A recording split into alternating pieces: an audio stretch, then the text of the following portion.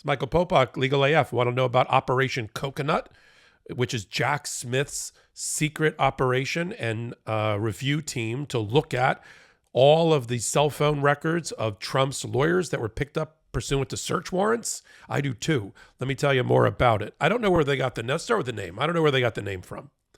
I think Coconut, I think either the Marx Brothers in some sort of wacky thing where people try to pull off a caper they're not capable of doing, or they just wanted to say that these lawyers were nuts and they wanted to cover it by calling it Coconut. I don't know, but usually there's a meaning behind these things. We'll have to wait for Jack Smith's memoir to find out why it was called that. But let me tell you what it is. What it is they've picked up one by one the cell phones of various lawyers working for Donald Trump who were involved in the fake elector scandal, involved in the phony lawsuits, 70 of them filed all around the country to try to stop the peaceful transfer of power. This group starts with John Eastman. These are all lawyers for Donald Trump whose cell phones were picked up, and now the contents of those cell phones are being reviewed or have been reviewed by the members of Operation Coconut for Jack Smith.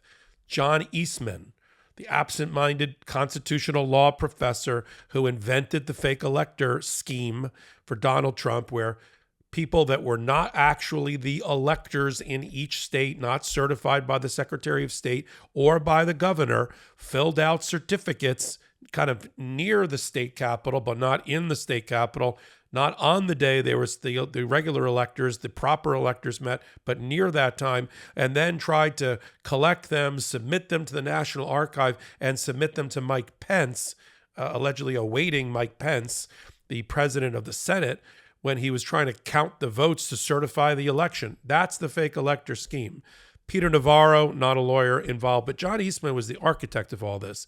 His misreading of aspects of the Constitution and giving advice to Donald Trump, malpractice advice to Donald Trump, criminal advice to Donald Trump. John Eastman's already had all of his emails and text messages reviewed. Jeffrey Clark, who was the number 3 in the Department of Justice after January 6th and leading up to January 6th. So from the election in early November all the way till January 20th, Clark was the person of choice that Donald Trump wanted to use to weaponize the Department of Justice. He and Mark Meadows were going to use and were using people like Jeffrey Clark, a willing participant in the conspiracy, who was going to write letters on Department of Justice letterhead to battleground states like Arizona, Nevada, Georgia, and the like, and Michigan, to tell them the Department of Justice was troubled by the potential for fraud in the election. All a lie with no proof. So that Jeffrey Clark, who, by the way, if Trump ever got back into office, would probably be the attorney general. I don't think he'd ever get confirmed, so I think he's going to be in jail first. But so Jeffrey Clark's cell phone picked up, reviewed by Operation Coconut. John Eastman, a lawyer that worked with Jeffrey Clark, Ken Klukowski, also in the Department of Justice, his phone picked up. Boris Epstein, a lawyer for Donald Trump, still a lawyer for Donald Trump, the inside fixer, sort of the replacement for Michael Cohen. You still see Boris Epstein trailing and on the coattails of Donald Trump at every event, even arraignments, criminal arraignments. There's Boris Epstein, a lawyer sitting at that table. His phone has been picked up. And Epstein Mitchell, who used to be a reasonably well-known lawyer working for a well-known firm. I actually worked at the same firm, not at the same time, Foley and Lardner. Her phone has been picked up. So you've got Eastman, Clark, Klukowski, Epstein, Mitchell. Those are the phones. That's Operation Coconut. That's not to be confused with the lawyers you've heard who have testified voluntarily or involuntarily against Donald Trump already to one or more of Jack Smith's grand juries.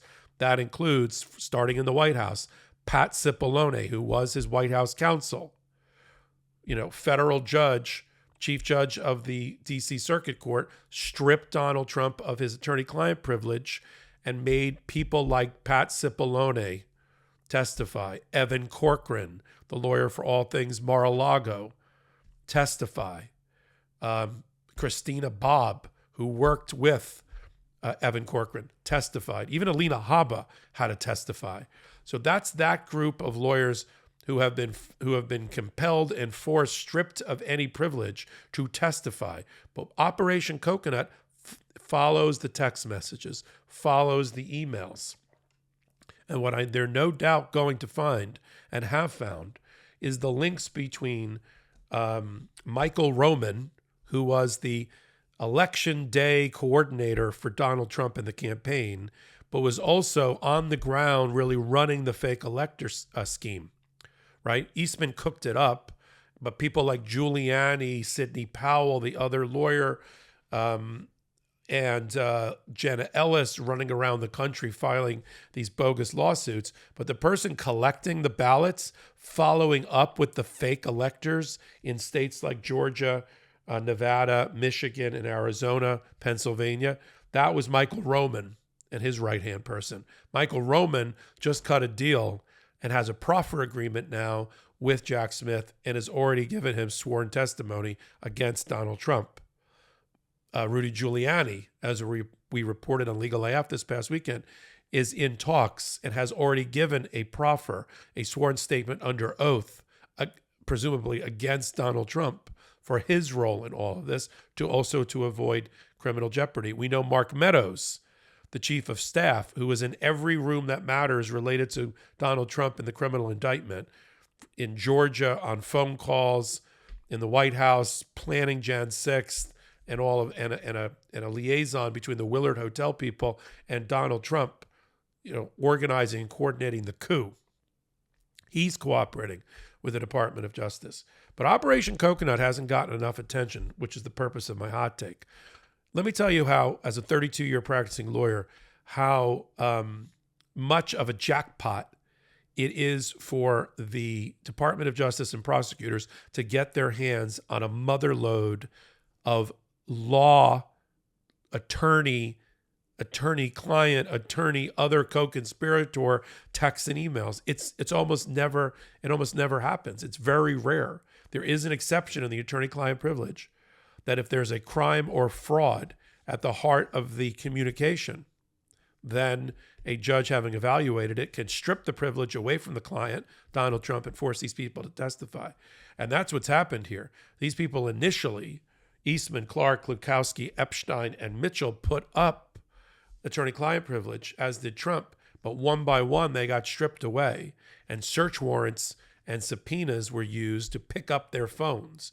Now, right now, if we're going down the hit list here, Eastman, Clark, Epstein, and Giuliani on the law side are definitely in the crosshairs of a possible indictment as co-conspirators when Jack Smith's other indictments start getting cranked out of the special counsel machine that he's operating. We will see that. But just think all the deep, dark secrets and communications that people had with these lawyers I've just identified that are being reviewed by the Operation Coconut team and have been reviewed by them to then bring out the crime fraud information and present it to the grand jury and force these people to ultimately testify. And if they don't testify, the text messages and emails will testify for them, right? The thing speaks for itself. And that's what we're going to see. So this is not the only operation, if you will, that's going on with a name within Jack Smith's world. It's just one of them that has come out and kind of leaked out so that we know what he's working on. We used to have a period in time where we didn't know anything. I mean, 3 months ago when I was doing hot takes, the pushback was, what is he doing? Jack Smith's not doing a darn thing. We don't hear anything about him. There's no leaks. Well, that's changed.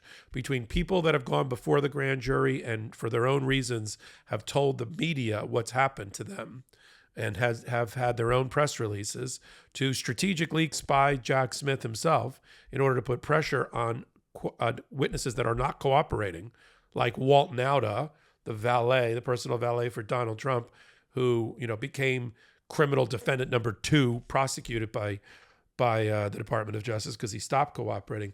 But these review teams, and that's what Operation Coconut is, where they're reviewing sensitive information, whether it's confidential or privileged, trying to sort out and filter out, these filter teams filter out information that they shouldn't be looking at, and making sure that the prosecutors and lawyers aren't tainted by saying things they shouldn't see. You see it a lot in wiretaps as well.